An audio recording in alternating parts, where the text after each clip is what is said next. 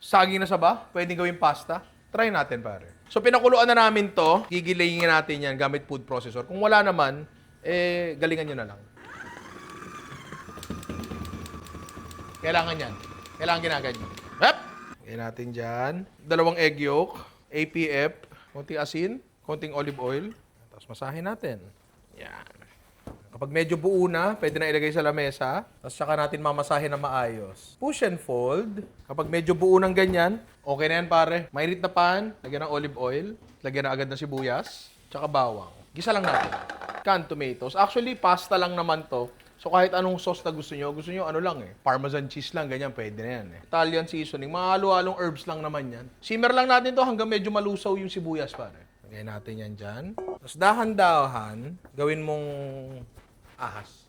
Yan. Mga ganto kanipis dapat. Alam nyo kung ano hindi manipis? Ano po? Ito pare Ninong Rai merch. Ang kapal ng tela niya pare, sulit na sulit. Sabayan mo na rin ng perfume treats pare, para mamango ka para sa asawa para maka-score ka. Anyway, kuha tayo na isa. Putulin natin. Parang unan. Tapos, kuha ka tinidor. Ganyanin mo. Roll yung mong ganyan, tapos tulak mo. Konting tulak lang baka mapasobra. Ganyan, para yung sauce nasa gitna. Kumukulong tubig, lagyan ng asin. Lagyan natin dyan. Tapos dito sa tabi, nagutunaw na rin tayo ng butter. So kasi medyo matusta siya ng konti sa butter bago natin lagyan ng sauce. Pag lumutang na, pwede na yan.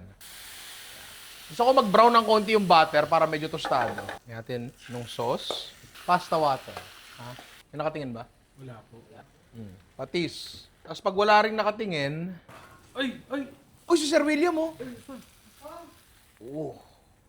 Siyempre, Parmesan cheese. Ano to? Sponsor ba to? Oo. May may-ari niyan. Oo. Crush ko. Crush man, sir. Ano talaga? Konti lang na olive oil sa taas. Sa saba kasi wala tayong mga ibang pinagagawa, di ba? Piniprito lang. Pero eto, nagawa natin pasta. The perfect bite. Naku. Sobrang sarap. Parang gusto ko ng puno ng saging. Uy, sir! Hindi kasi, gusto kong upang kumuha ng maraming saba. Di ba? Ang sarap. Sarap, di ba? Hindi, par, legit, masarap siya. Maganda to. Try nyo, pare.